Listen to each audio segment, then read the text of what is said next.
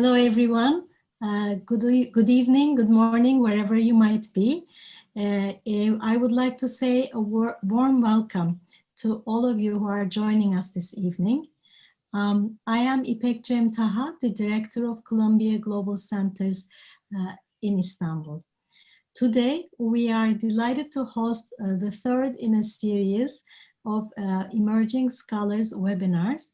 And today, our webinar is on labor categories, gender, and everyday life with three emerging scholars whose research open up new directions in this field.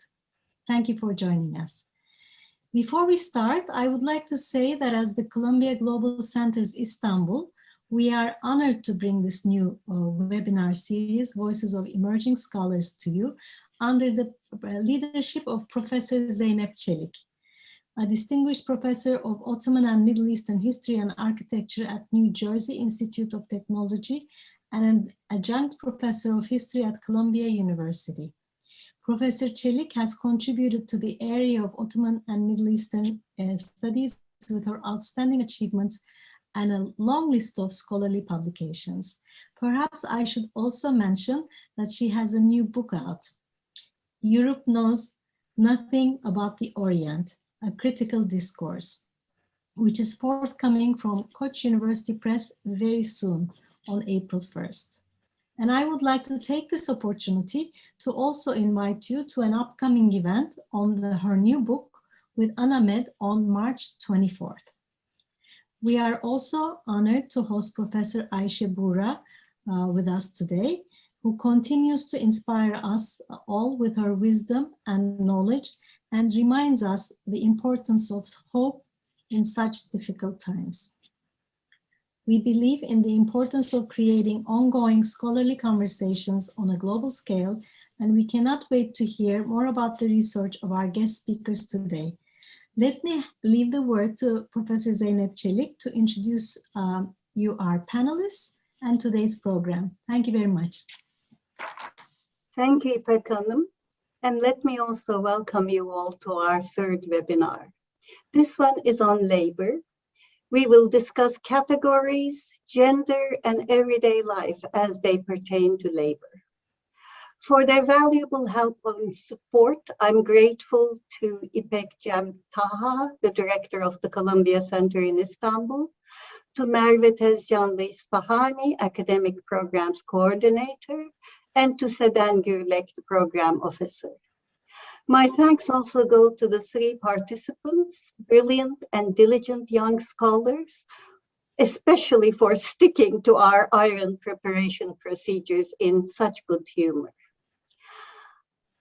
Thank you also to Professor Ayşe Buğra for her close reading of the papers and for her constructive and provocative feedback. The 15-minute presentations are tightly focused and trigger many questions that cannot be addressed within the limited time frame. I would like to bring up a few themes that peek from the backstage of today's discussions. Among them are the historical contexts of each labor scene we will be introduced to. These cover the turbulent passage from the late Ottoman rule to the French mandate in Lebanon, Palestine during the very last years of the Ottoman Empire, just before the British mandate, and the early Turkish Republic with its plethora of ambitious programs, laws, and regulations.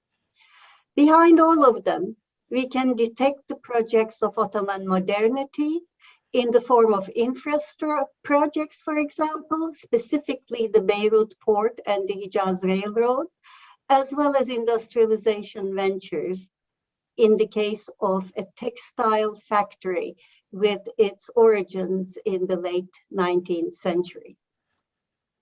Another theme is the multiplicity of the actors involved. From the laborers themselves to union organizers, policymakers, inspectors, engineers, archaeologists, local government officers, even museum administrators.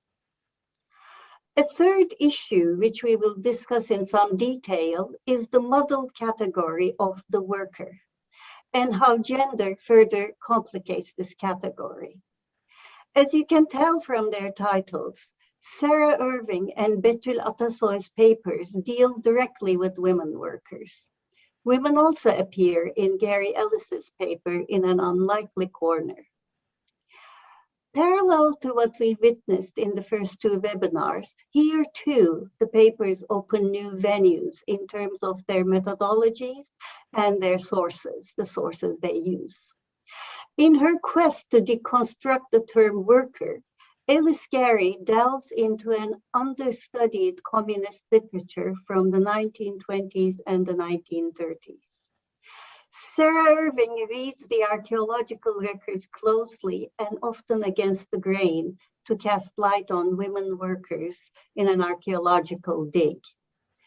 Betül Atasoy tests the possibility of using a photographic archive to write labor history. Before giving the word to our speakers, let me introduce them briefly in the order that they will present. Today, we have an all-women team. Ellis Garey is a PhD candidate in History and Middle Eastern Studies at New York University. Her dissertation focuses on the emergence of the worker as a key participant in new forms of social contestation and mass politics in Greater Syria. This is during the late Ottoman and early post-Ottoman periods from the 1880s to the 1930s. She's currently a PhD fellow at Koç University's Research Center for Anatolian Civilizations, in short, Animate. Sarah Irving received her PhD from the University of Edinburgh with a dissertation on subaltern intellectual histories in Mandate Palestine. She's currently a Leverhulme Early Career Fellow at Edge Hill University in Northwest England, researching the history of the 1927 Jericho earthquake and the insights it offers into the social and intellectual history of the Levantine mandates. She also works on social histories of Euro-American archaeology in Palestine and the wider Levant, specifically on local workers. She has published in a range of journals and edited volumes. Dr. Irving is the editor of Contemporary Levant, a journal of the Council for British Research in the Levant. Zehra Betül Atasoy teaches at Kadir Has University, Faculty of Art and Design. She holds a PhD from New Jersey Institute of Technology and Rutgers University. She earned her undergraduate and master's degrees in architecture from Istanbul Technical University. She worked as an editor at Architera Architecture Center and other architectural platforms. Her research examines the quotidian urban practices of women from various social strata in early Republican Istanbul and aims to recover their overlooked stories through different Reformation efforts in fragmented urban spaces. Our discussant Ayşe Buğra is Professor Emerita at Boğaziçi University and an affiliate of the Boğaziçi University Research Center Social Policy Forum, which she co-founded in 2004. She has published widely in the areas of social policy, state-business relations, and economic history of modern Turkey in academic journals. These include International Journal of Middle East Studies, Economics and Philosophy, International Journal of Urban and Regional Research, Social Politics, and Development and Change. Her books in English include New Capitalism in Turkey, The Relationship Between Politics, Religion, and Business, 2014, and edited books, Trajectories of Female Employment in the Mediterranean, 2012, and Reading Karpolani for the 21st Century, 2007. Professor Buğra is a member of the Science Academy Society of Turkey. Now let us turn to our speakers. Ellis Garey is our first speaker.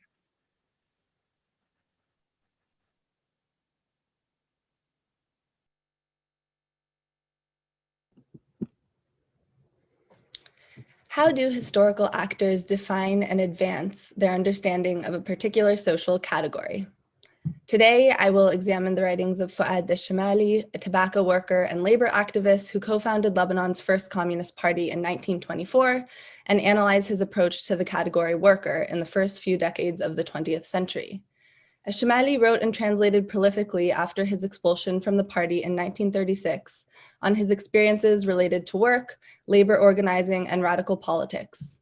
The capacious understanding of workers that Chemali puts forward is exceptional in the context of other contemporary writings, and also in comparison to current scholarly conceptions of the late 19th and early 20th century worker.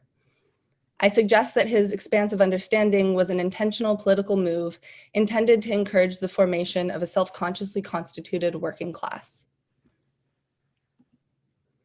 Fouad Chemali was born in Ottoman Mount Lebanon in 1894 and went to primary school in Bisan, which is located in contemporary Palestine, where his father worked as a translator for a railroad company.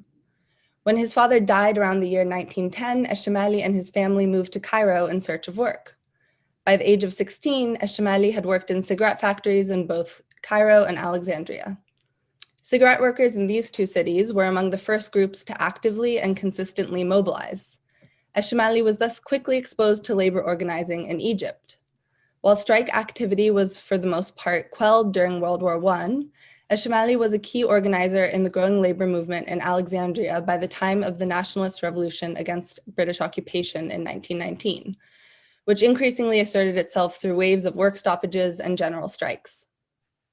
Chemali joined the Egyptian Socialist Party, soon to be renamed Communist Party, soon after it was founded in 1921, and took on a leadership position in the party shortly thereafter. For reasons which remain contested and which we can discuss later if people are interested, Chemali returned to what had become French-ruled Lebanon in 1923. When he disembarked at the port of Beirut upon his return from Alexandria, he was met by the socialist journalist Yusuf Yazbek. Yazbek would go on to found Lebanon's first Communist Party with Chemali in 1924, but at the time he was employed in the port's immigration control division as a translator. According to Yazbek's recollections, he had read reports in Egyptian newspapers that British authorities expelled a communist activist with the name Chemali.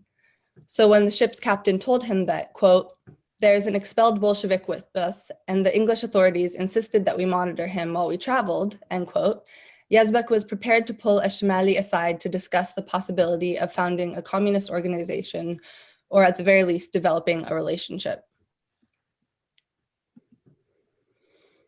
From the 1880s onwards, strikes arose as a new form of social contestation, particularly in port cities along the Eastern Mediterranean. Beirut was among the port cities in which strikes became an important tactic by the final quarter of the 19th century, often taking place at the sites of Ottoman imperial centralization and capitalist development. There, daily Arabic newspapers increasingly reported on workers' demands for increased wages and decreased working hours from their private and state employers. By the early 20th century, scholars estimate that the number of industrial workers in Lebanon and Syria was well over 100,000 people, reaching 200,000 by the 1930s. Labor actions, including strikes, slowdowns, and sabotage, were simultaneously growing in number and size, such that by the 1920s, there were hundreds of strikes occurring, which often involved several thousand workers each. And here you see an example of a silk factory in Mount Lebanon, mostly young women and girls employed. So in this same time period, newspapers would frequently chronicle ongoing labor struggles in Europe and the United States. In their reports on local labor struggles, editors tended to emphasize the economic nature of workers' concerns, and on some occasions justified the use of state force against politicized gatherings or protests held by workers. So the example you see here from 1931 says that the French Mandate authorities ultimately had to crack down on this workers' gathering because, quote, unfortunately, it was attended by communists and perhaps organized. So the nationalist movement and the liberal elite who led it would similarly express concern for the economic well-being of workers, but simultaneously encourage them to avoid following in the footsteps of European workers, who, in their estimation, were creating unnecessary conflict with capitalists, factory owners, and the managerial classes in their respective countries. It is within this context that Eshemali organized and wrote. His reflections on founding the Lebanese People's Party, published in 1935, on his trip to Moscow for the 6th Comintern Congress, published in 1934, and organizing labor unions, published in 1929, proved particularly useful in establishing how Eshemali viewed the working class, and what this might tell us about contemporary motivations to include or exclude certain categories of people. So, excuse me, I will suggest that while workers based in industry and manufacturing constitute the core of his category worker in these writings, his inclusion of peasants, of agricultural workers, and sex workers indicates a more expansive understanding than that which has dominated Middle East labor historiography. In his book on the founding of the Lebanese People's Party, or the LPP, in 1924, Eshemali emphasizes the divide between an emerging professional class and what he understands to be the working class. This divide is relevant to Eshemali because of the predominance of the professional class in the LPP's membership, a product he claims of Yazbek's early co-optation of the party. Eshemali says that upon his return to Lebanon, he found a job working at a tobacco factory in Bikfaya. There, along with other factory workers, he established a union, which quickly evolved into a communist party, the LPP. He claims that shortly thereafter, Yazbek invited him to Beirut for a meeting with a Comintern representative, Joseph Berger of the Palestine Communist Party. When Eshemali informed Berger and Yazbek that he and workers had already held a founding meeting, they implored him to join them for a meeting in Beirut with other socialist intellectuals. This, they argued, would better guarantee support from the International. Eshemali notes that at the first Beirut meeting initiated by Yazbek and Berger, quote, no more than 2 attendees were workers, end quote. Many of Eshemali's fellow workers and members of the Bikfaya LPP left the party after learning about the Beirut meeting, arguing that they had been excluded from the project. And you're looking here at a photo of an early meeting of the LPP. In the middle, the 4th from the right in the back row, that's Fuad Eshemali. Yazbek's writings, on the other hand, do not mention this tension or acknowledge the existence of any foundational meeting other than the one that he and Berger organized in Beirut. While Eshemali does not explicitly theorize the category worker here, his focus on the rift between the workers and the middle-class intellectuals reveals an understanding of class divide. Most of the intellectuals present, he notes, are newspaper writers, yet his exclusion of them from the status of worker reveals that he understands tobacco workers and office workers to be of a fundamentally different kind. This understanding and the emphasis on the divide between professional and laboring classes is also apparent in his book on labor unions. Published 7 years earlier in 1929, Workers' Unions functions more as a pamphlet employing workers to organize themselves than as a narrative history. So before I continue into that, these are some photos from newspaper reports on the founding of the LPP and on their first May Day celebration in 1925.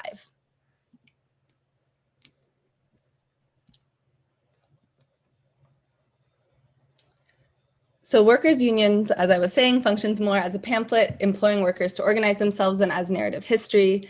This stands in contrast to the majority of Eshemali's other written work that highlights his experience as a worker and as an organizer in the Communist Party. Workers' unions is divided into several sections: how to found a labor union, the goal of a union, a joint council for unions, and so on. Much of the advice Eshemali provides is based on his own experience in labor unions and the power he sees in a collective of workers united around similar concerns and demands. The book's dedication, which you can see here, illustrates Eshemali's apparent disdain for the professional class. He writes that unlike the lawyers, journalists, doctors, and rich who intrude in our affairs for the sake of their utilitarian ends and ambitions, his intention is to write to and from the working class. He also establishes in the dedication that his conception of who belongs to this working class is significantly broader than the male industrial worker. Eshemali addresses the introduction to workers and peasants, a clear indication that it is not industrial workers alone who Eshemali has in mind. The majority of the introduction is then directed to women workers and to men workers who intentionally exclude them from workers' organizations, despite the fact that they are, quote, more oppressed and brutalized than male workers.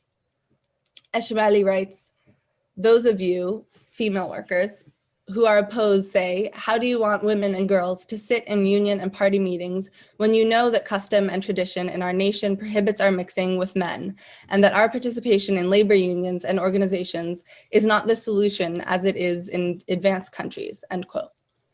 The response he provides his hypothetical interlocutor is that women and men are already mixed on the workshop floor, so why not in unions too? His writings on his trip to Moscow, published in 1934, 6 years after his trip, originally appeared in a 12-part serialized fashion in a socialist newspaper. It's in these writings that we are most clearly able to see the flexibility with which Eshmali approaches the category worker. His discussion of the Soviet working women in particular are illuminating. Eshmali directly addresses this discussion of Soviet women to an audience which he claims has an impression of the loose Soviet woman who is willing to engage in sexual activities for pleasure or for work. He refutes this stereotype through two hypothetical examples, both of which involved an imagined bourgeois tourist named Henry, and shed light on how Eshmali conceived of what it meant to be a worker, albeit in the particular context of the interwar Soviet Union. So in the first imagined encounter, his bourgeois tourist, Henry, attempts to seduce the maid at his hotel in Moscow. She rebuffs his approaches and says, quote, "I will excuse your belief because you lived in a bourgeois country where the master, the hotel guest, can lure the hotel maid with the power of money. The maids you have, and I'm not saying all of the maids, but the grand majority of them, are tempted by money. So she sells herself because money is of import to her in the first degree, to gather the dowry and buy a husband with. But here a girl has no need for a dowry because her dowry is her health, her beauty, her morals, her knowledge, and her work. You degrade maids and you disrespect her dignity. But in our view, she respects herself and everyone respects her. People view her like they view a doctor or a chief justice or the manager of a workshop. Here, there is not Her Majesty, slave, mistress, manufacturer, but rather women working in jobs which are appropriate for her qualifications, knowledge, intelligence, and standards," end quote. So here, Eshmali's focus is on the domestic worker as the figure and representative of the Soviet working class. In the second imagined encounter, Henry goes with locals he meets to a nightclub. He begins to speak to one of the dancers there who, aware of his intentions, informs him that her dancing is an art and that she is employed by the government and is treated as any government employee should be. When Henry inquires about her marital status, she says that not only is she married, but she is married to a government minister. So in this discussion today, I've attempted to sketch the contours of one worker's contemporaneous understanding of the social category he occupied. Placing Eshmali's writings in their broader context indicates that his conception might well have been intentionally expansive. Eshmali's worker exists in stark contrast to contemporary elite usage, which attempted to maintain the category as one strictly related to economic concerns. Eshmali used the category to stake political claims and as an invitational call to build a self-conscious workers' movement defined and led by workers themselves. I will now pass it on to Sarah.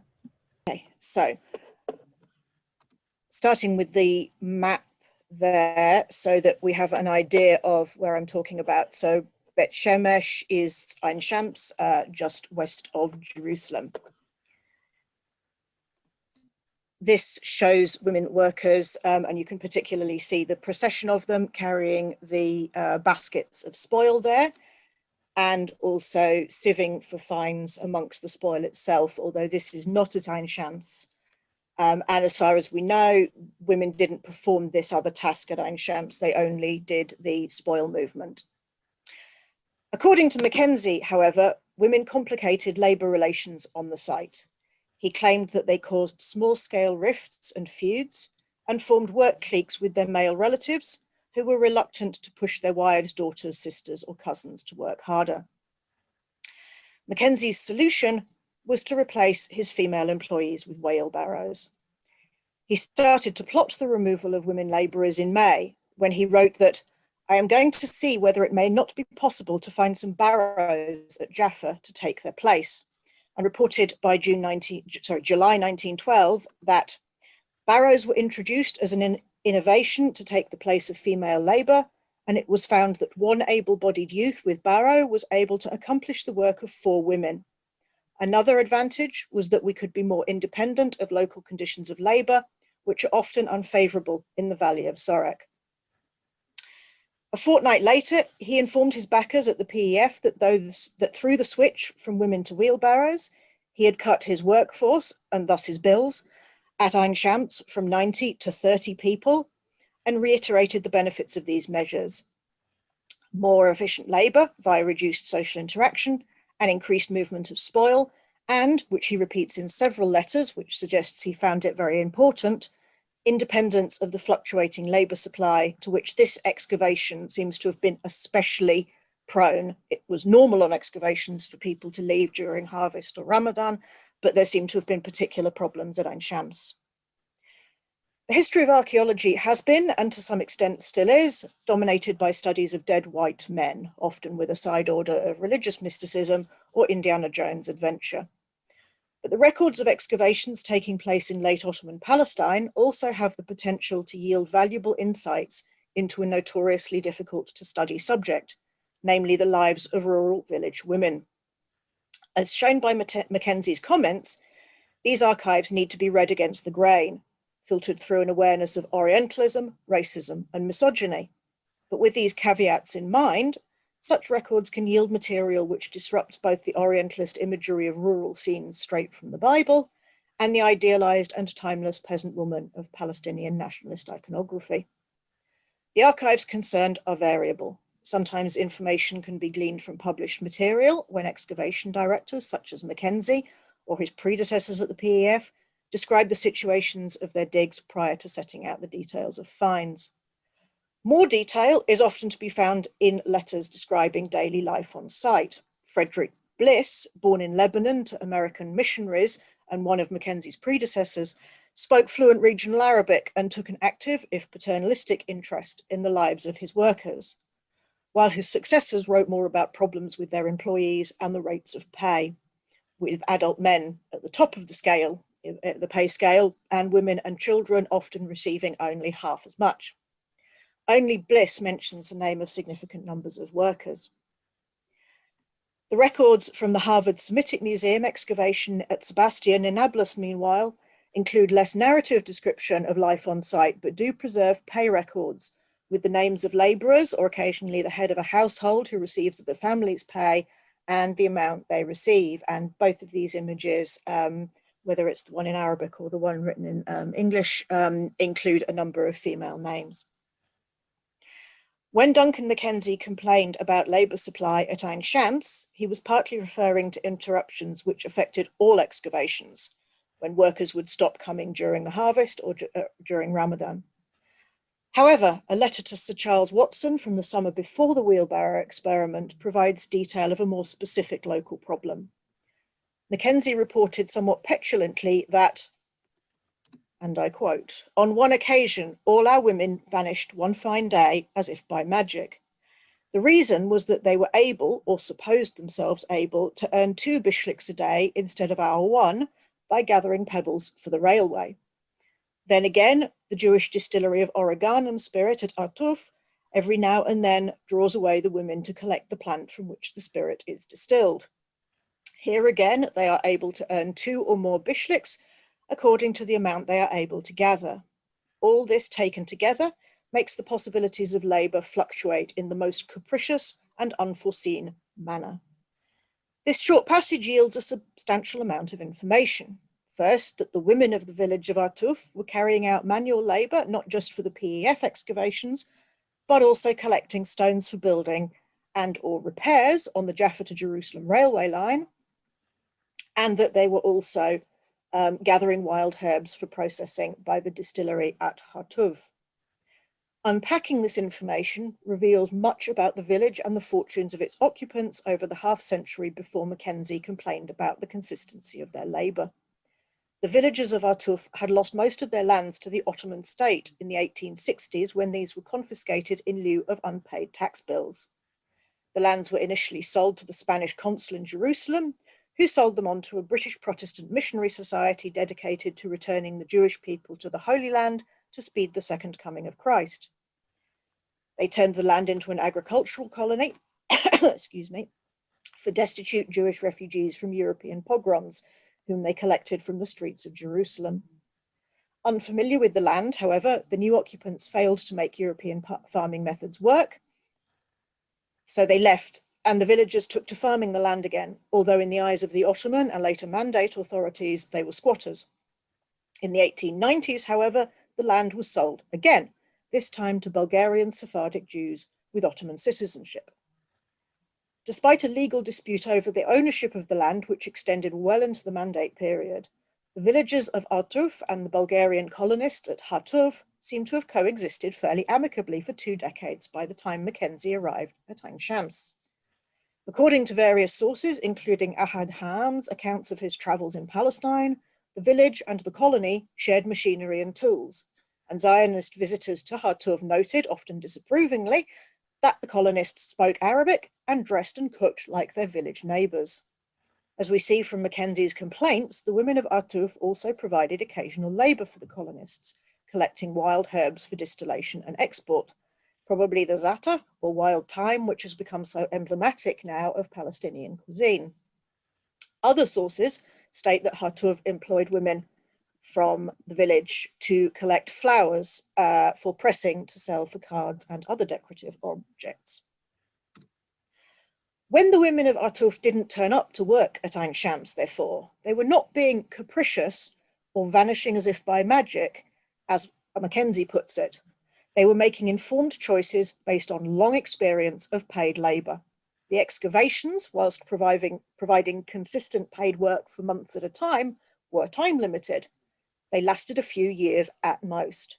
The railway and the distillery were more dependable prospects, not to be messed around. Mackenzie was also a hard taskmaster, racist and arrogant, whereas the villagers seem to have had a respectful, even warm relationship with the colonists. The nature of the work itself was also worth bearing in mind.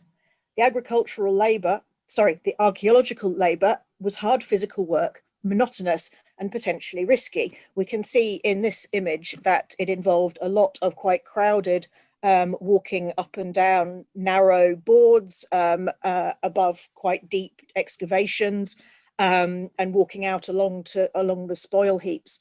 And we do find records of accidents in quite a lot of the PEF archives.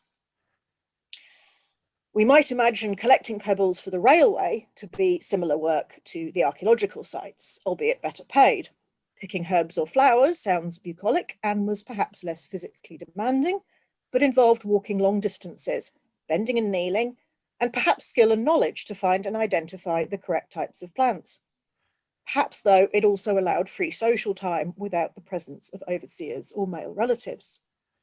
However, as in most cases, accounts of Indigenous agency can only take us so far in observing the workings of archaeology. The women of Artuf made active and informed choices about which work they did, but their decisions to prioritize other employers led to them losing the option of archaeological labour at Ain Shams.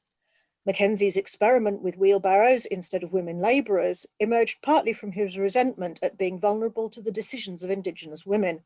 But the language he uses of worker numbers and costs, time and efficiency, bears witness to the exposure of unskilled manual labourers to the theories of work efficiency current at the time. Mackenzie's comments could almost have been drawn from a manual of Taylorism or scientific management, a theory which was fashionable in Anglophone societies in the 1910s. Mackenzie's evocation of rationalism, standardization, and the elimination of waste from working practices is a classic example. Flexibility around social, ritual, and economic concerns is understood as inefficient disruption of the process of production, and a combination of tools and a smaller number of more specialized workers should replace larger numbers of less efficient, lower skilled laborers. Histories of technology and of the development of labor methods tend to focus on male-dominated workplaces in the industrialized nations of the time, while discussions of peasant women and their labor in the Middle East are often rooted in more cultural ideas about religion, modesty, honor, and patriarchy.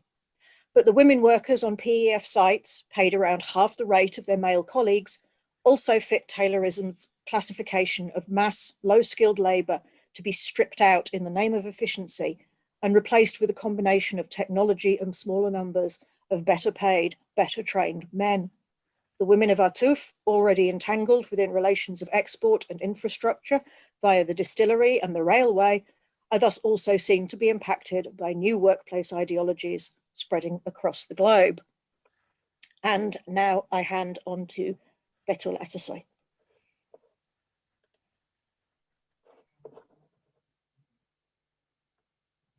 Sorry about that.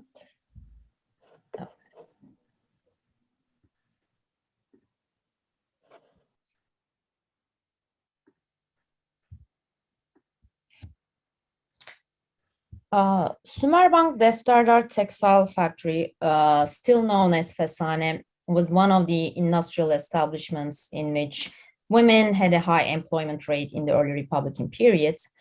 Although working men are inclined to be more visible in standard records, I aim to emphasize the possibilities to write a more gender-inclusive history of labor in the Republican context by examining the issues of safety, health, hierarchy, and workers' rights at Fesane.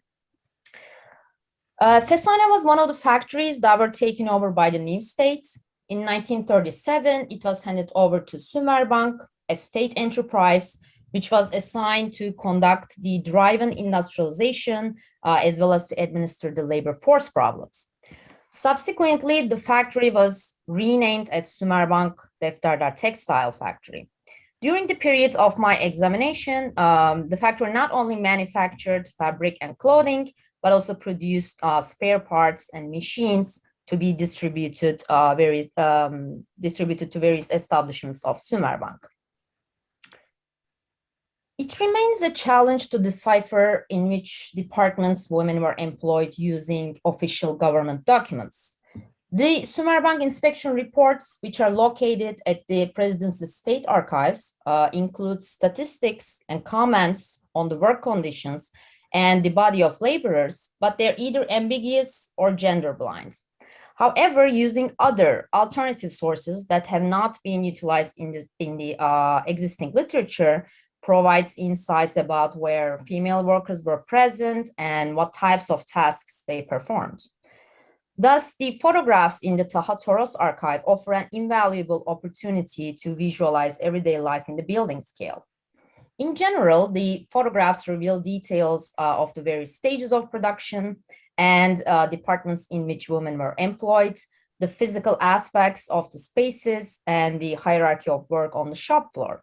They do not display women individually, but instead show them in larger spaces, both performing their tasks and in relation to one another and their male co-workers.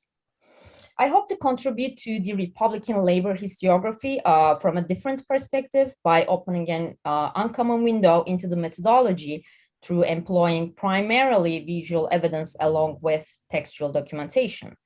My main objective is to introduce nuances about labor conditions that are not always traceable through textual evidence.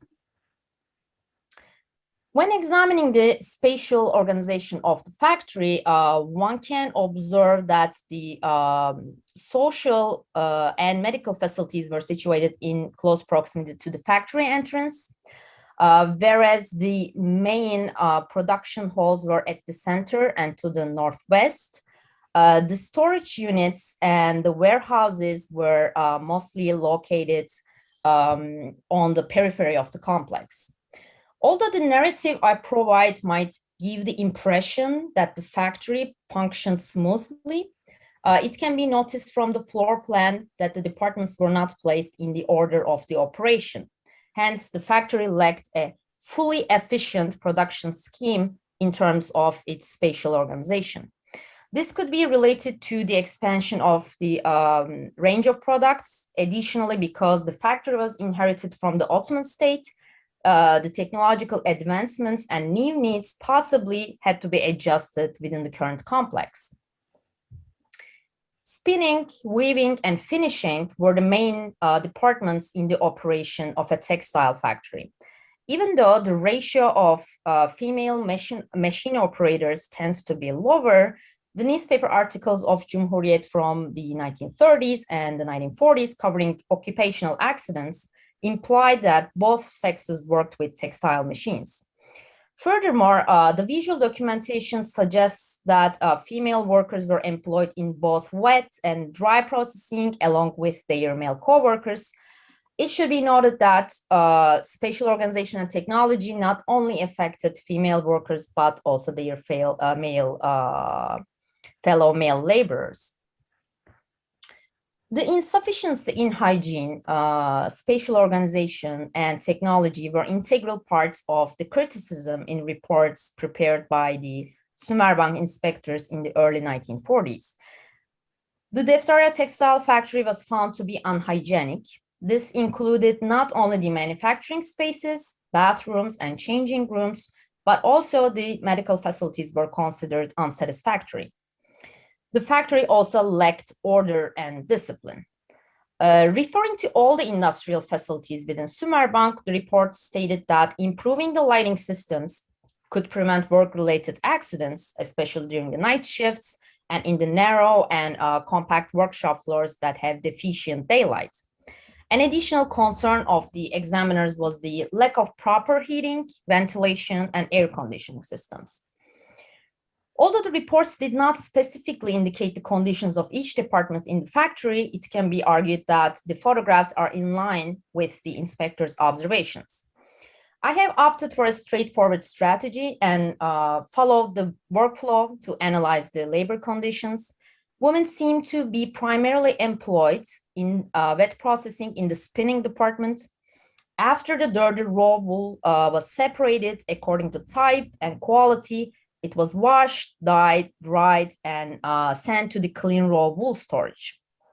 As seen in the photographs of the wool fleece washing department, which were taken from each end of the room, women operate the fleece opener and wash the dirty wool. Here, apart from a few suspended lamps from the ceiling, the light was provided through the openings on the roof. The next stage of wet processing was dyeing. Although the dye house seems more spacious compared to the wool fleece washing department, one can notice the lack of organization. In the forefront, one unit of processed material, part of a machine, and an empty wooden work surface dominate the frame, whereas in the background, workers handle the dyeing and transportation of dyed wool on wheeled carts. Several buckets are observably scattered on the floor. In both departments of wet processing, we notice that women do not wear uniforms, but most likely wear their everyday clothing covered by an apron. The visual evidence also suggests that the safety of the workers was not a concern. In the dye house, the wet floor led women to wear slippers. Since they did not wear boots or gloves, they were likely to be exposed to chemicals. Additionally, the inspectors mentioned that the temperature in the dye house was too hot. This was likely due to a lack of ventilation in a department where chemical processing took place. In the following stage, dyed wool was sent to drying. Here, one can imagine that the heat from the machines in a cramped space and the lack of proper ventilation posed health risks for the workers. Also, the scale of machines compared to the workspaces and the absence of storage areas for raw and processed materials seem to narrow down the space and limit the mobility of workers. According to the visual evidence, female laborers did not work in the weaving stage, but in the preparation for weaving, which took place in the winding department. The lack of organization is visible in this unit, where the yarns that would be transferred to bobbins are scattered on the floor in disarray. Furthermore, because textile workers often worked on their feet, they easily suffered from circulatory diseases. Standing and sitting in the wrong positions caused abnormal development of the bones, particularly among young women and girls. Female workers who were lifting and or pushing heavy loads were often faced with dropped bowel syndrome. Both the drying and winding departments must have been saturated with dust and fibers due to the nature of the production. Hence, airborne wool dust caused respiratory diseases among the laborers. In the departments where dry processing took place, one immediately notices that women wear dark-colored uniforms. The fact that women mostly wore the headscarves in a manner which partially reveals the front edges of their hair suggests that headscarves were also part of the uniforms and might have been provided for protection from the wool dust and fibers. Finally, women were employed in mechanical finishing departments. Here, they are seen executing fabric performance while their male counterparts are operating teasel machines and handling the manual transfer of goods. The finished products made a pile on the floor and almost created a chaotic space for the workers. Also, it seems that artificial lighting was not provided. In addition to lack of organization and mobility, poor lighting conditions might have also negatively affected the overall production. Since most of the workers were paid a fixed rate for each unit produced, decreased productivity might have contributed to workers' absenteeism and turnover. Besides, the old machines and the lack of rationalization of the raw materials played a major role in hampering productivity. Let us switch our attention to the hierarchy on the shop floor. Women factory workers were constantly at the bottom of the workshop hierarchy. Employers were reluctant to assign women to managerial positions if the shop floor included both female and male laborers, because it would not be appropriate for men to take orders from a female supervisor. Consequently, the role of women was confined to carrying out orders. Sümerbank's main objective towards its workforce was to groom disciplined subjects. Their performance was carefully scrutinized. Those who did not fulfill specific criteria were immediately subjected to warnings and penalties. Furthermore, the workers' relationship with their supervisors was strategically structured to conserve the hierarchy of the workplace. Obeying the manager was important, since disrespecting superintendents was punishable by the deduction of 3 days' wages. Departing from this context, the photographs manifest clues about a certain hierarchy on the workshop floor. The supervisors are easily identifiable by their clothing and their positioning in each department. Men wearing suits or more elaborate clothes are seen standing and overseeing the manufacturing processes. They appear to be the superintendents. Women are depicted as hardworking employees in the decontextualized settings of the visual materials. They're highly engaged in their tasks. Moving freely in the factory space was a privilege for the managers, while subordinates are depicted stationary, sitting, or standing alongside co-workers without much space to move. Although it may be challenging to construct or define the relationship between superintendents and their employees, the photographs display a disciplined body of factory workers. Onto a more highly visible display of gender relations, this takes us to the knitting department, which poses as an interesting space in terms of gendered interactions. In contrast to other departments, here it can be easily observed that women and men of various ages, including child laborers, are seen working side by side. Some appear in uniforms, others in their everyday clothing. We observe different headgears as well as various types of headscarves. Last topic that I want to discuss is the workers' rights and childcare facilities. Social policy measures such as paid maternity leave and the requirement to establish lactation rooms and daycares were introduced in the Labor Act of 1936. Additionally, lactating women were permitted to visit their children 2 times in a workday, half an hour each, within the first 6 months after childbirth. However, facilities for breastfeeding and childcare were absent in the Defterdar textile factory until the second half of the 1950s. While the reports did not state the rate of absenteeism and turnover among sexes separately, one can argue that the absence of daycare facilities contributed to rotation and absenteeism among female workers. Although women were allowed to breastfeed their children twice a day, because the factory did not provide housing for its workers, it was probably unfeasible for mothers to visit their children within half an hour. An extensive survey conducted among the Defterda textile factory workers in the first half of the 1950s revealed that 22% of the workers lived within 5 to 15 minutes of proximity to the factory. It is safe to argue that even women who belong to this group of laborers would not be able to breastfeed their children within only half an hour.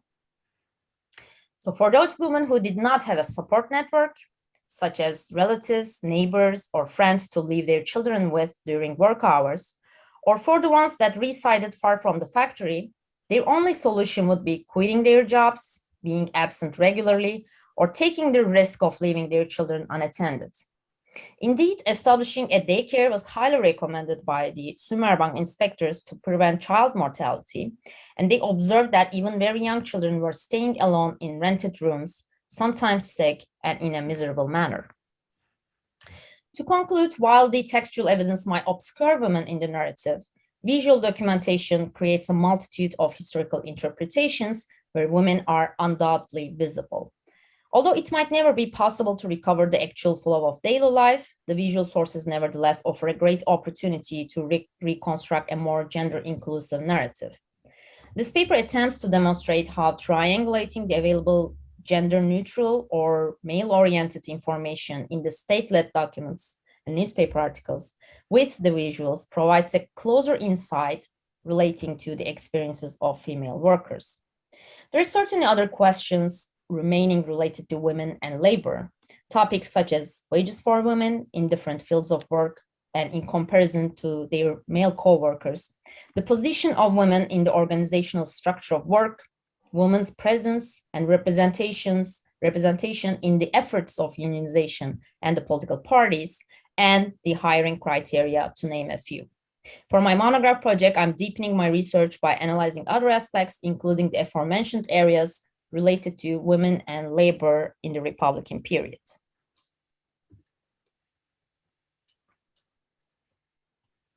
Thank you very much, Zehra. And now it's time for a discussion, and I want to leave the word to Professor Ayşe Buğra. But beforehand, maybe just a quick reminder for our audience. Please feel free to post questions on the Q&A function, because then we will have some time for your questions as well. So let me leave it to Professor Buğra now. Thank you. Thank you. I enjoyed the papers very much, and I especially liked the way how they complement each other so well, and how they complement each other around certain themes which are still very relevant to labor studies, themes which are widely debated in contemporary labor studies. And I want to make a few comments and ask questions around these themes. One of these themes, which is explicitly addressed by Ellis Garey, is about the content of the working class, the meaning of the worker and the content of the working class. Now, Garey discusses this in relation to the ideas of the socialist labor activists in Egypt and Lebanon in the early part of the 20th century. And here we find an idea of the working class, which includes peasants, agricultural workers, servants, sex workers, very wide, a very broad definition indeed. Reading this, I thought of the historical continuity of this debate, the historical continuity on the subject of what the term worker means and what working class consists in. I thought, for example, of the first volume of Capital, where Marx presents a set of statistics, literally saying that the number of industrial workers in the 19th century England is actually less than the number of agricultural laborers and servants and the servant class. Then I thought about the late 20th century debates, quite intense debates on labor strategy, searching an alternative labor strategy where it would be possible to unionize informal workers, to unionize the global informal workforce. Then, of course, the contemporary debates, which are really central to labor studies nowadays, about the precariat and the dynamics of precariatization in the context of what we now call atypical work, what we used to call atypical work, but which now has become the typical work, part-time, temporary work with fixed contracts, the so-called self-employed gig workers, and of course the ongoing significance of informal employment in less developed countries. So remembering all this, I thought whether it would not be useful to mention this in the paper, and to mention this historical continuity as a background to the main discussion. And then I thought about something else when I read Garey's paper. It's very difficult to organize, to unionize workers outside the factory, especially non-wage workers. And so we have the figure of Fuat el-Shamali, who is both a labor activist, a union organizer, and a socialist revolutionary. So I thought maybe what is so difficult for the union man, for the labor organizer, for the labor activist, is not so difficult for a socialist revolutionary, especially at the time when Soviet Union was in the picture and socialist revolutions on the agenda in many countries of the world. So I would like Garey to respond this, thinking about the figure of Fuat el-Shamali, which might be an interesting figure to discuss this around his life and work. Yeah, so this is one of the themes which have such an important contemporary relevance. And another theme with a similar important contemporary relevance is the question of gender and work and women's position in labor history. Garey's paper mentions the presence of women in unions and party meetings, but the question of gender and work is more explicitly discussed in Irving's and Atasoy's papers, which are both very useful in highlighting this often neglected presence of women in labor history. I liked Irving's paper especially because the paper discusses women as rational economic agents who make informed decisions about accepting or rejecting employment.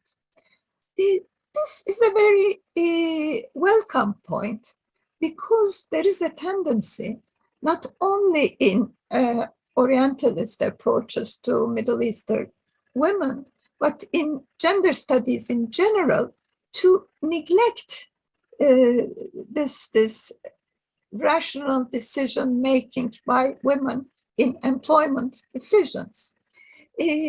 And this is really good to read something about that. Something about women who consider alternatives, who think about alternatives when accepting or rejecting work. Now, I have there a question about the nature of these alternatives. especially in relation to the place of agriculture. The place of agriculture as a source of income. How important, how central is income from agricultural activity for the workers that are being discussed in the paper? Was agriculture the main source of income, or was it less important, and hence wage employment was more important? I would like to know a little more about that. I wasn't very clear about that. And another point which I didn't find very convincing actually in the paper, although I like the paper very much, is about the part on tailorism. I wonder how useful it is to mention tailorism in that context, because we know that tailorism is first and foremost about the elimination of workers' tacit knowledge and initiative from the work process through technological and organizational innovation in the context of modern industrial production. Now, labor-saving technology, labor-saving methods to discipline workers and work discipline in general, including via elimination of social intercourse, is an older theme, an older context of capitalist employers through the centuries. So when I read your paper, I thought, I wondered whether E.P. Thompson's Time, Work Discipline, and Industrial Capitalism, it's really a very important classical piece in labor theory, I think, whether that wouldn't be more useful than that reference to Taylor that you are making. And I just wondered whether you would consider looking at Thompson again with this in mind.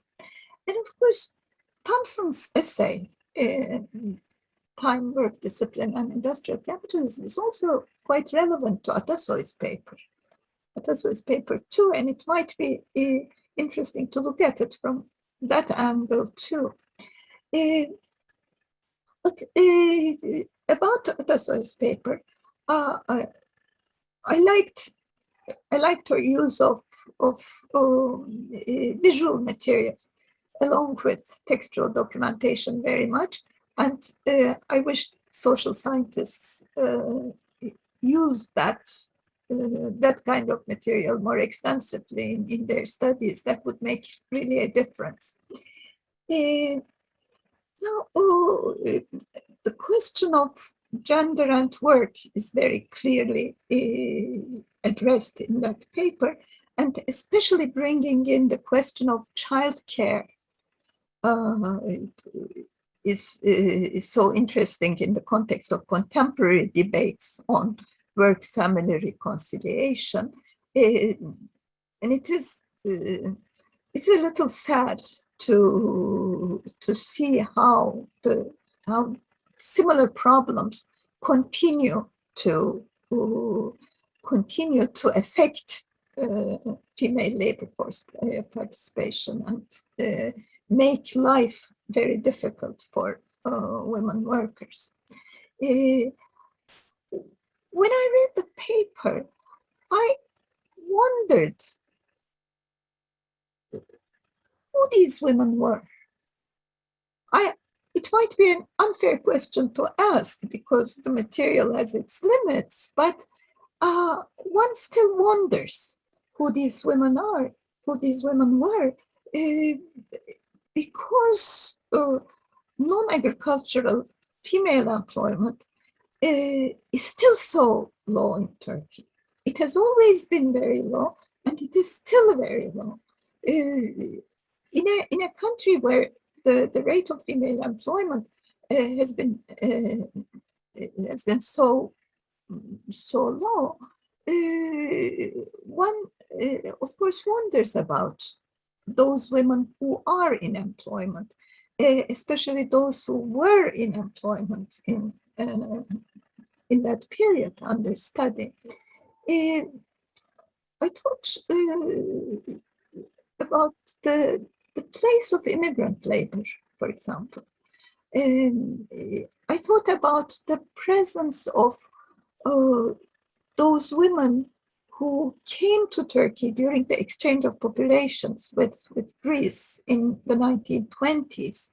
We know that they were quite important among female industrial workers in Turkey, especially among tobacco workers. And I thought of, for example, Zehra Kosova's autobiographical writings, a book entitled "I'm a Worker." She is one of those women who came from Greece during the exchange of populations, and that kind of material can be interesting to consider in that context. Also, at a later stage, we know that those who came from socialist Bulgaria through different waves of immigration, they too have been important among female workers, female industrial workers, and there is some research on the impact that they made on local gender norms in the work environment. There's a very recent article in Qualitative Sociology, for example, which might be interesting to look at in this context. Well, I mean, I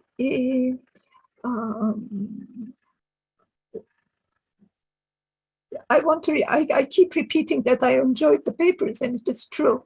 But I want to finish perhaps with a question to all presenters, all paper presenters.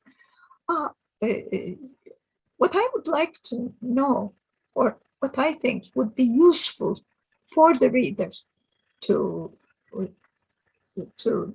know, is some background information.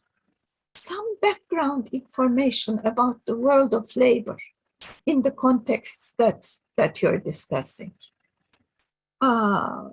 What was the structure? What was the sectoral and occupational structure of work? It might be useful to know something about it. How important was wage labor? How important was wage labor? And what was the presence of women in the work environment in general, like? All those questions might be addressed, if not answered, given the available material. It might be useful to give some background information about the world of labor.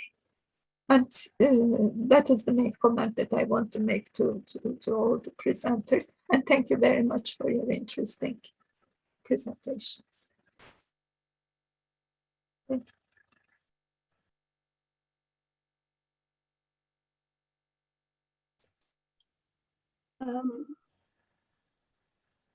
I'm happy to start first since the comments were first on my paper. Thank you very much. There's a lot of very interesting things there, and I'm sure we don't have time to discuss them all. So I just highlighted a few things. I think the question of historical continuity is extremely important.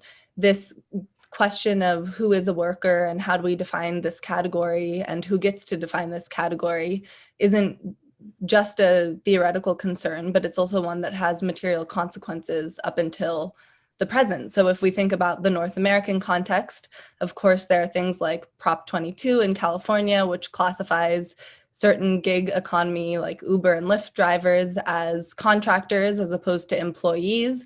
And that, of course, impacts the daily life of thousands, if not millions of people. Or we could think closer to home in academia of the never-ending debate in North America on the status of graduate workers. Is the work that graduate workers provide academic training, or is it labor? And of course, this is debated in the National Labor Relations Board, et cetera. So just to affirm your point that this is a question that is relevant contemporarily.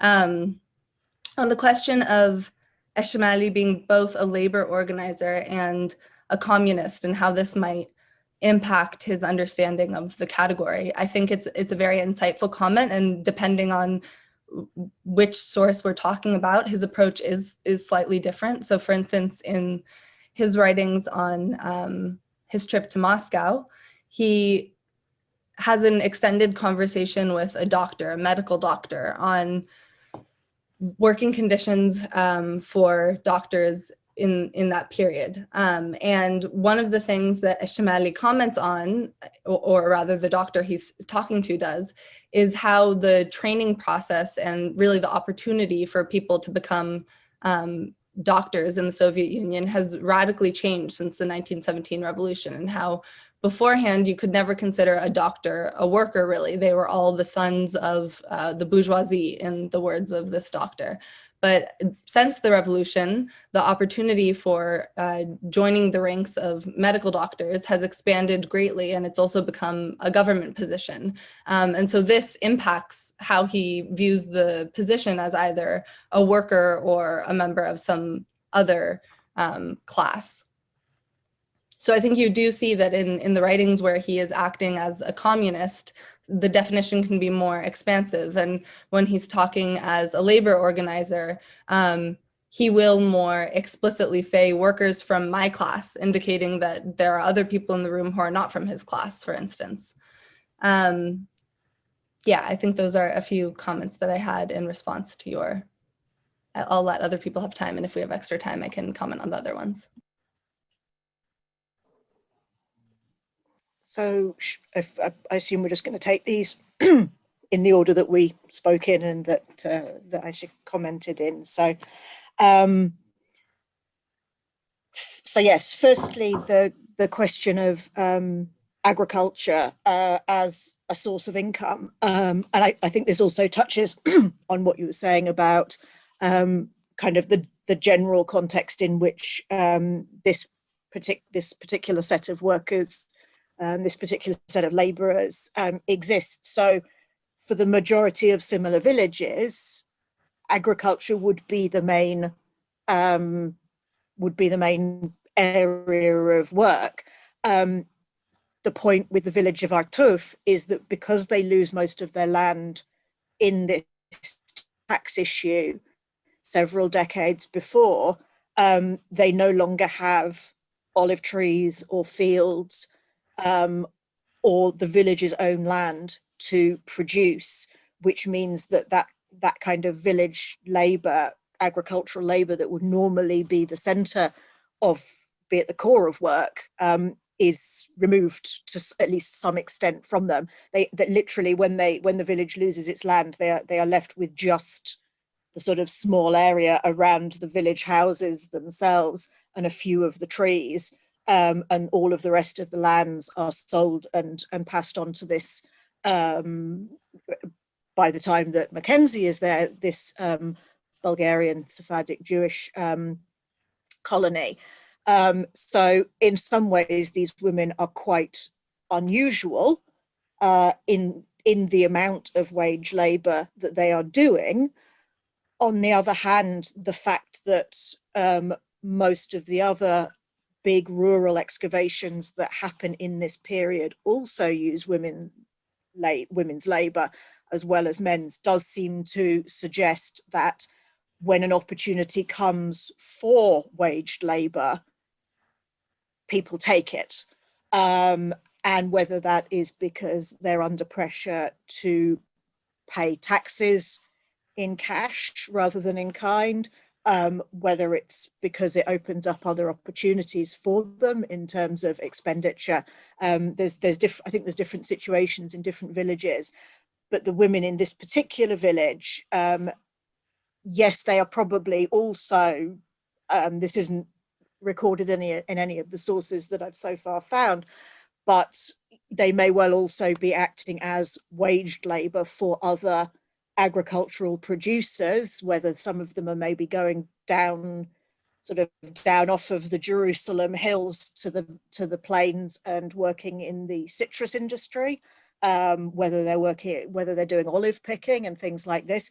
It's probable that they may well be doing that sort of thing as well. But the amount of wage labor that these women seem to need to do is partly because of this background of having lost so much of the village's land, having been lost to paying taxes.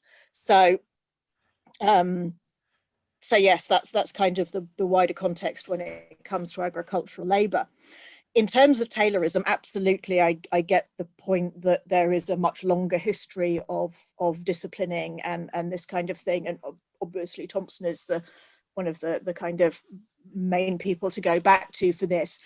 What I was kind of interested in terms of looking at it thinking of it with regard to Taylorism particularly, is because of the kind of specificity of the language that Mackenzie uses and the similarity of it with popular discourses at this point in time, and the fact that Taylorism was sort of such a fashion, such a trendy idea at this point, in the same way as, you know, nowadays we're surrounded by articles about, I don't know, paleo or celebrities or whatever. There seems to have been almost kind of Taylorism in the 1910s. So I was kind of wondering if there's an extent to which, beyond the kind of more general ideas of work and disciplining and these kind of things, there is a particular sort of discursive fashion happening there that influences it maybe even more than normal, and that makes him want to bring in this what for an archaeological excavation at the time is a technological innovation of bringing in the wheelbarrows. And finally, in terms of this question of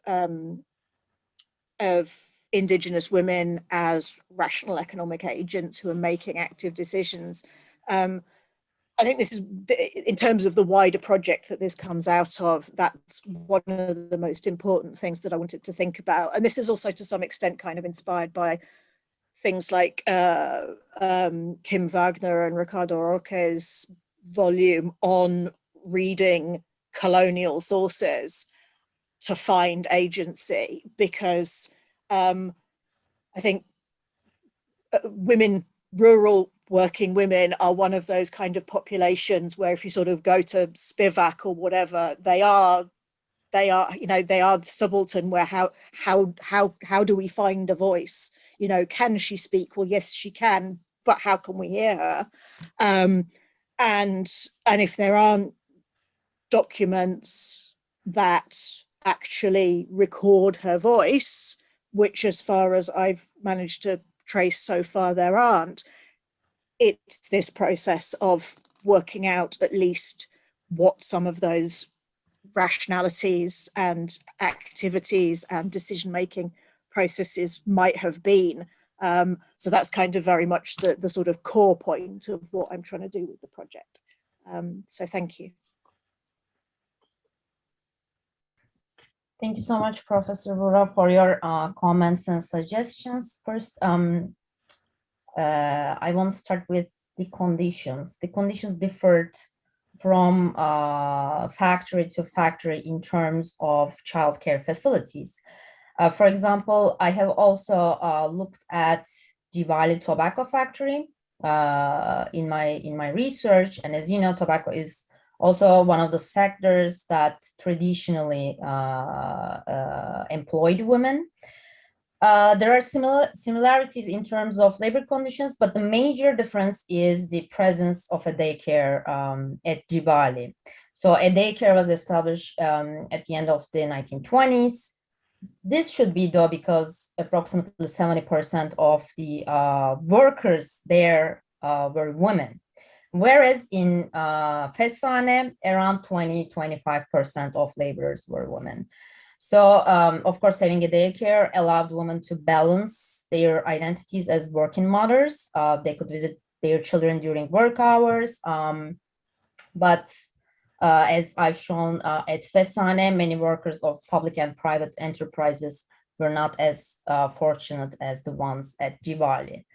But also I want to emphasize this numerical dominance at Cibali did not have a positive impact in the work conditions or the hierarchical structure.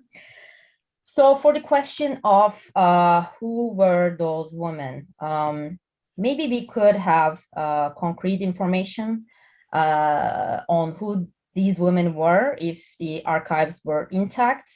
It's not easy to follow the institutional memory, Republican institutional memory.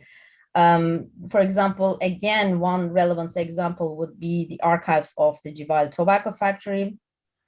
It was dissipated after the whole archive was forwarded to SECA for recycling in the 1990s. So very recently, we lost an archive that could possibly provide detailed information on the body of workers. But still, visual materials have potentials. Photographs make examining workers' backgrounds possible by looking at clothing and head coverings, particularly for the Ottoman period.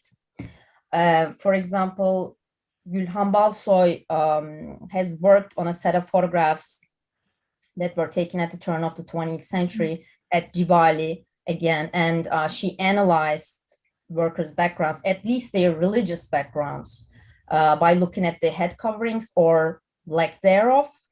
But it is not really feasible for the Republican periods because of the encouragement of anti-veiling. So visual materials have some potentials, also limitations in that sense. And also, as you have mentioned Zehra, Kosova's autobiography is very important. For those of you who do not know her, she was a tobacco worker and a later trade unionist. Her autobiography not only shows us the conditions of work and practices of daily life in terms of in the categories of commute and housing in the 1930s and 1940s, but also it demonstrates women's role in the efforts of unionization and political parties. An interesting part of her life is the years that she spent in the Soviet Union in Moscow between 1934 and 1937. So I would like to explore more on that international network and women's role in it. Recently, for example, Tustov made available an important archive, the Communist International's documents, and which houses also information on the activities of the Turkish Communist Party. So I'm hoping to find information on that international network and how women took a part in this network. Also, I would like to briefly emphasize the potentials of literary works to animate the everyday life, although we won't be, it's not impossible to, answer the question who these women were, but still, Suat Dervish's, for example, novel on textile workers in the 1930s is illuminating. It displays the work conditions in great detail and how women worked in hot and humid shop floors. It also touches upon the issues of commute and housing. And this novel was written after her interviews that were published in various newspapers. So we know that this was after firsthand observations. And overall, industrial workplace and wage labor might have lost their charm for labor historians, but recently Görkem Akgöz and Nur Çinileri initiated a series titled Factory Reloaded, So there is still a lot to discover, still a lot to discuss about factory workers and factories. And again, thank you so much for your suggestions and comments.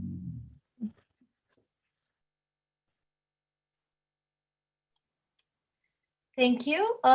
Maybe now it's time for the Q&A. So I would like to open it up to questions from our audience.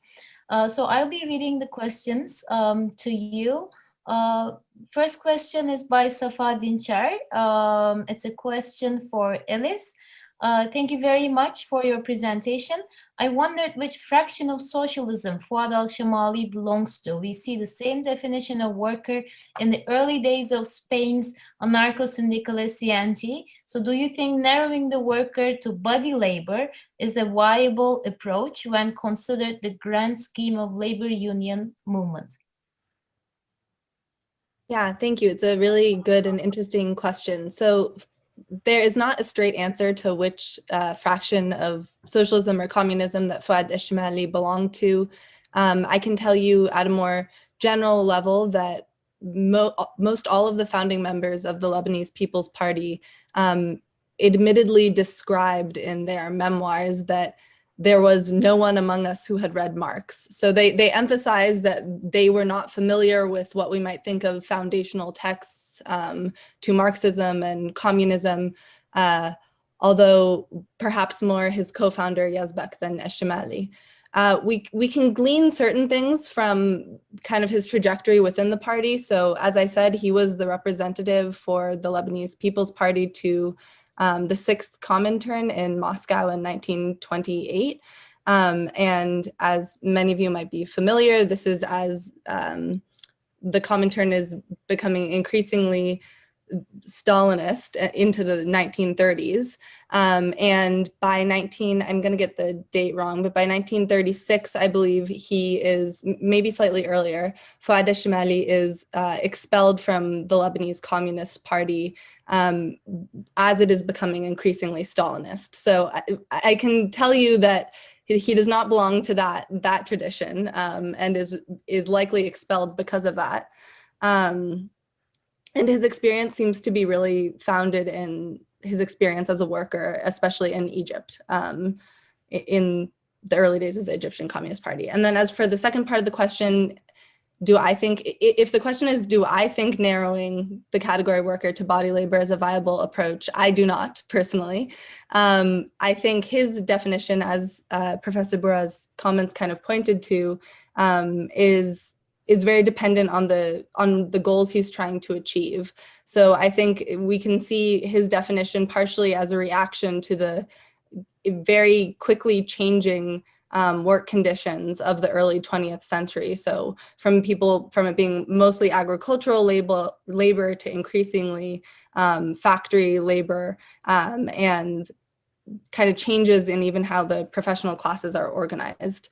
So I think his approach was viable in the sense that it led to success of organizing workers' unions and building worker power in his time period. But if I think it's a viable approach theoretically or as a scholar myself, no, I don't think it's a viable approach to the category worker. Thank you, Ellis. And next, we're going to continue with Sarah. This is a question by Sebastian Willard. You mentioned accidents during the excavations briefly. Were you able to excavate voices in the archival material that indicate how the excavators reached in the event of an accident during an excavation? Were efforts made to contact the authorities in charge, the family relatives of the victim? Were there thoughts on additional payments, or did the accident mean simultaneously the loss of the employment? Okay, thank you for this question.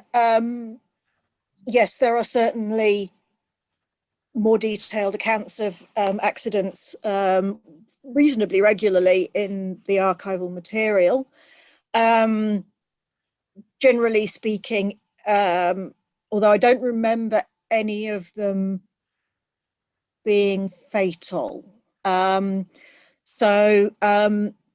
terms of how the excavators react, generally it's a matter of trying to rectify the situation as quickly as possible. So quite often the accidents are collapses of some kind.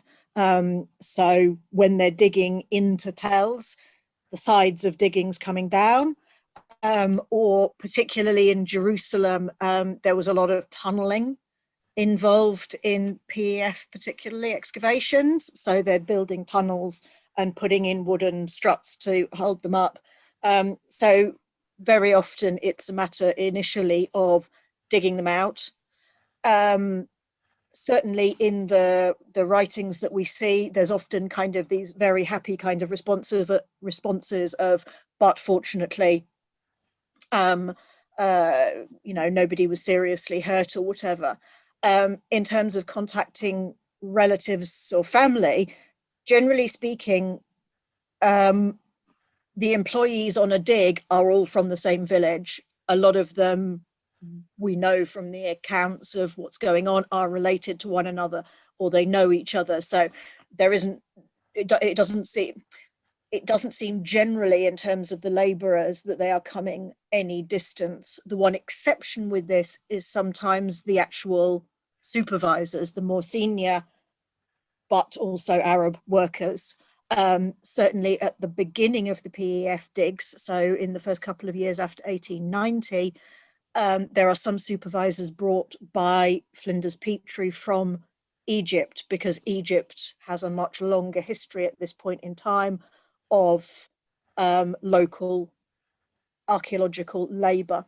But the supervisors are less likely to be putting themselves in direct danger because they're not the ones doing the actual digging in the bottom of the trenches. In terms of the authorities in charge, under the Ottoman system, there is supposed to be an Ottoman official on site,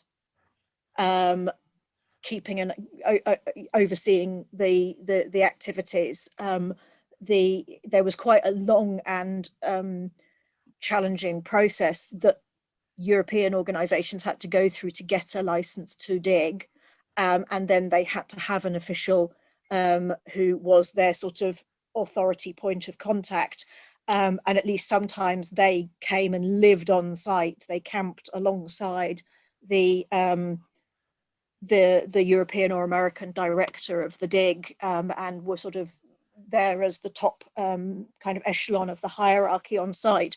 So if they were present, and whether or not they are tends to be down to the individual official and how kind of interested they are in this particular role, and whether they've got other stuff they need to be attending to, usually in Jerusalem.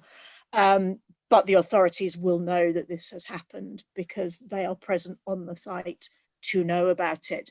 There doesn't seem to be any kind of formal workplace legislation that then governs what happens, but certainly when one of the supervisors, who is from Lebanon, dies of pneumonia in Jerusalem, his family are given a payment. I don't think that's normal, or certainly the amount that they're given isn't normal.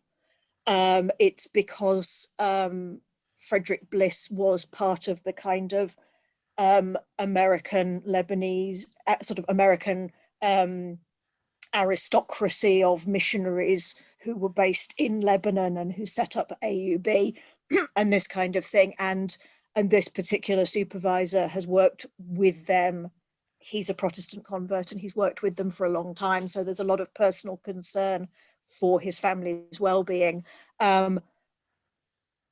I suspect, but I'm not entirely sure that I can back this up, that if it was an individual who was one of these short-term laborers, there might be a small payment made, but not any significant amount of support for the family.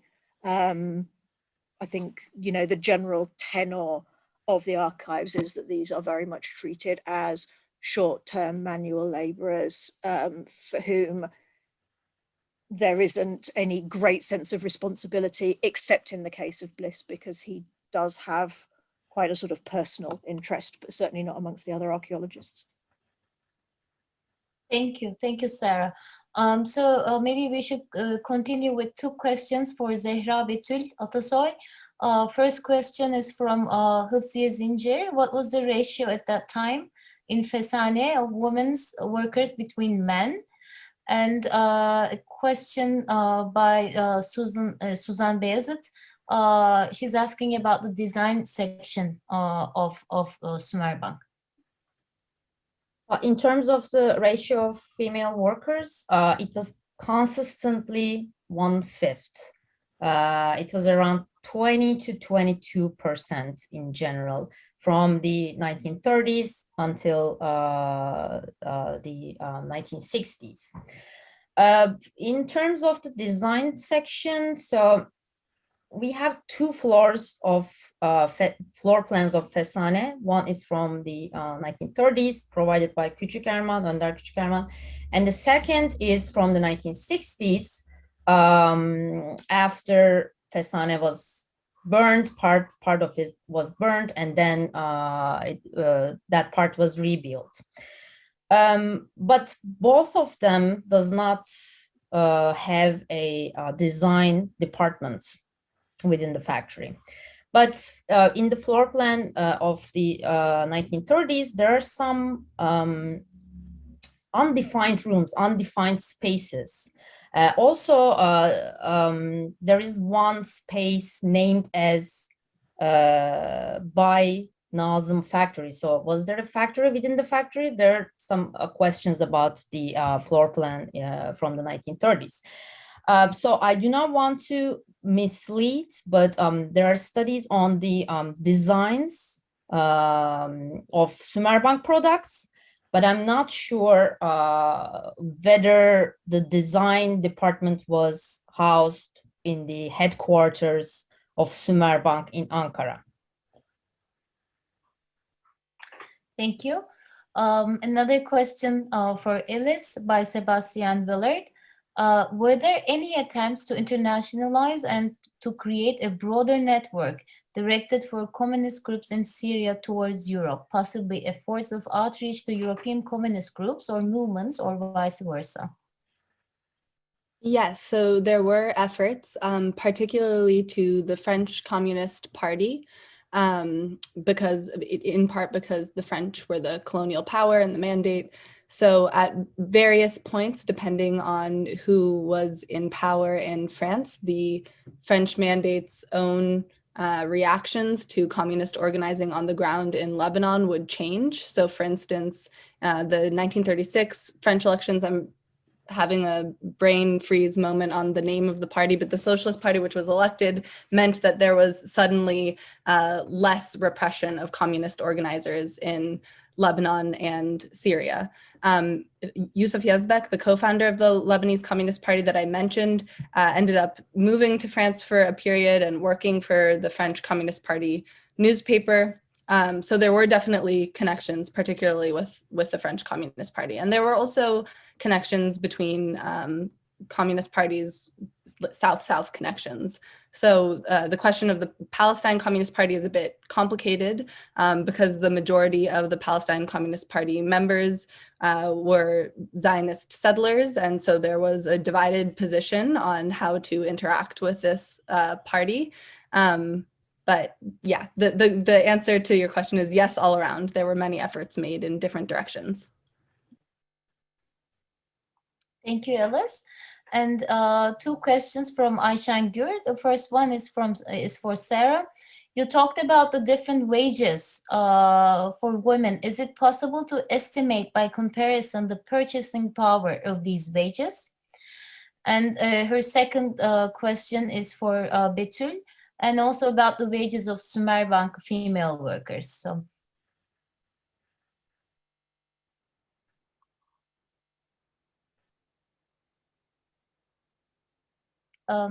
Sarah, I think you're on mute.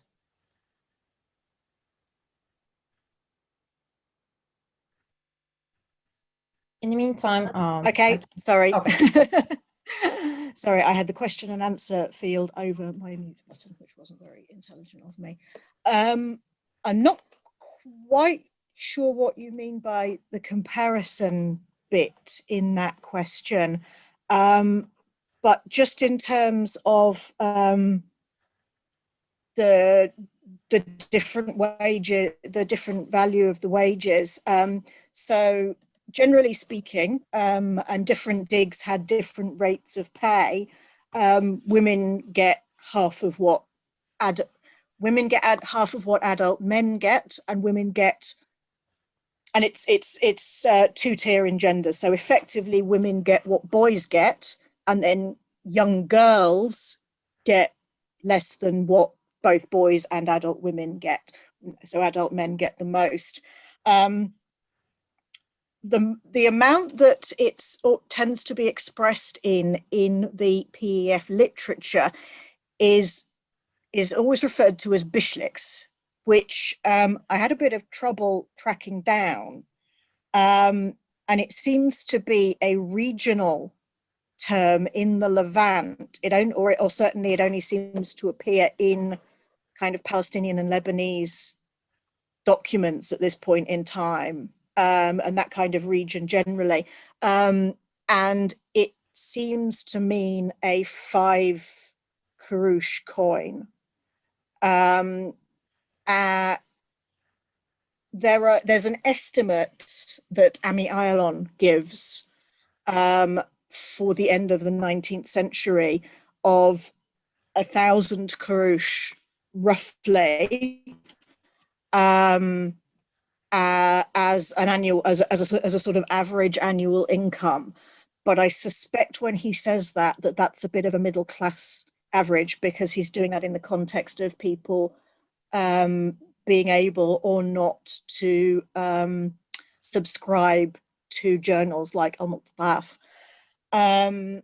So if we're thinking of this as being 5 kurush a day being paid to the women, we're not looking at an enormous sum of money, and we're certainly talking about women who, if like at Artuf, they are dependent on wages for a significant amount of their livelihoods, then, you know, it certainly gives us an explanation of why it is that you get mother, father, and both children coming and doing manual labor. Because if you look at it over the course of a year and what it would take to buy enough to live on, then you are looking at the entire family having to basically pay in. I mean, just in terms of other kind of comparisons, if you wanted to stand for one of the councils, the town councils in Palestine, at the end of the Ottoman period, you had to be paying an annual property tax of a minimum of 50 kurush a year, which means that we're looking at that amount having to being 10 days of a woman's labor before you even start thinking about what it is that the family are going to live on. Obviously, this isn't the sort of person that's going to be trying to stand for a town council in the Ottoman system, but that sort of gives you a little bit of an idea of where the amount of finances are in the general scale of things. To put it bluntly, the PEF are paying really quite badly.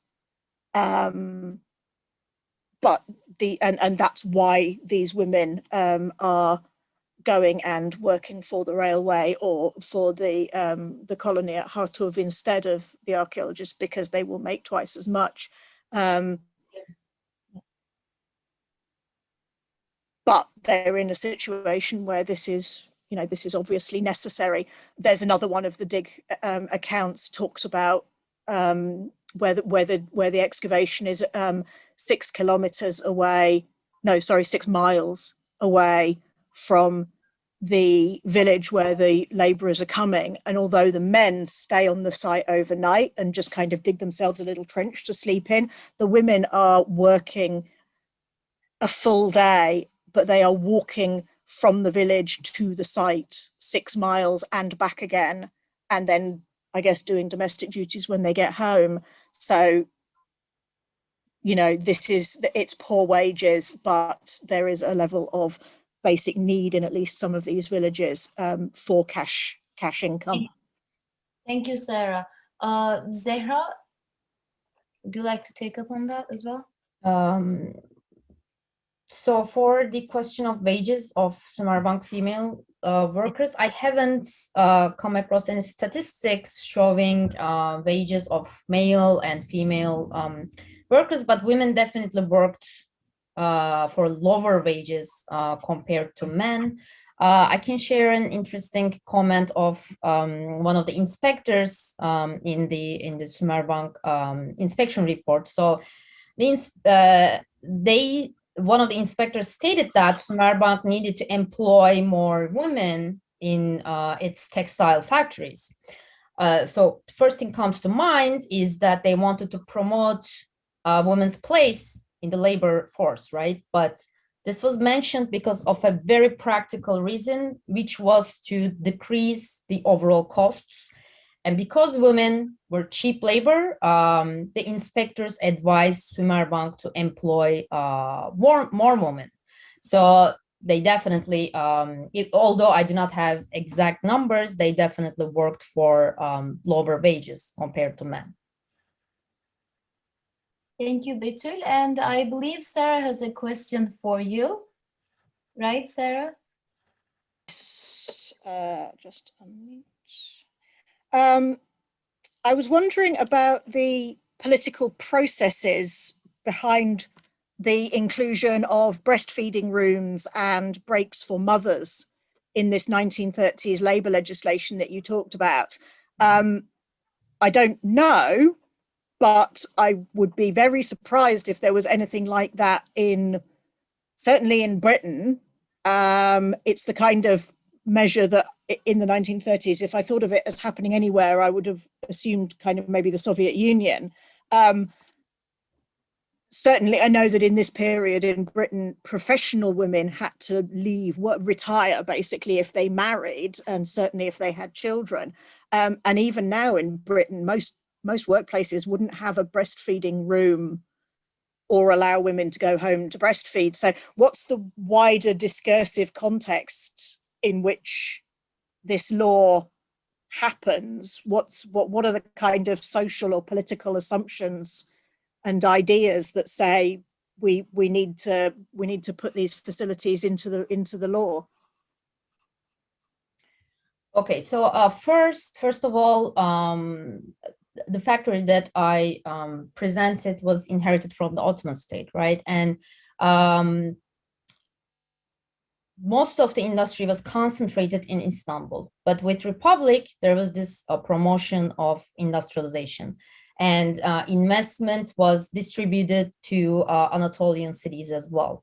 And with this, the government started to promote this modern industrial complexes in general. And with that, in the 1930s, not just for the work environment, but in other areas as well, there was this accelerated reformation efforts. And first, the public health law was passed in 1930, and its work and health section was expanded. And in 1936, the Labor Act was passed. And eventually, over time, the legislation on the lactation rooms and like other concerns, other issues were passed. There was this brief period in World War II, though.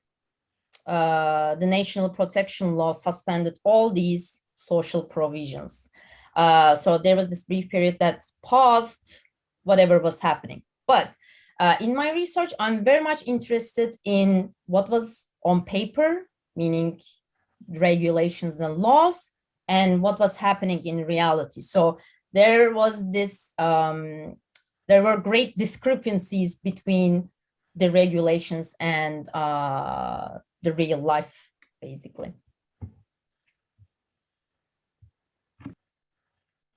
Thank you, Betül. And we have another question for Ellis from Ayşe.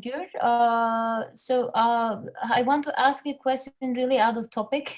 Was Fuat al-Shamali the father of Fuat Shamali, one of the famous members of Al-Fatah, the Palestine Liberation Organization? As far as I know, no. I could be wrong. Fuad Shemali of the PLO and Black September was born, I believe, in 1936, and Fuad Shemali died in 1939. I've also seen nothing about this connection. Fuad Shemali did have children, so it's possible, but there isn't too much about his family life that I've been able to find. So I know more about his siblings than I do about his children, but I don't think so.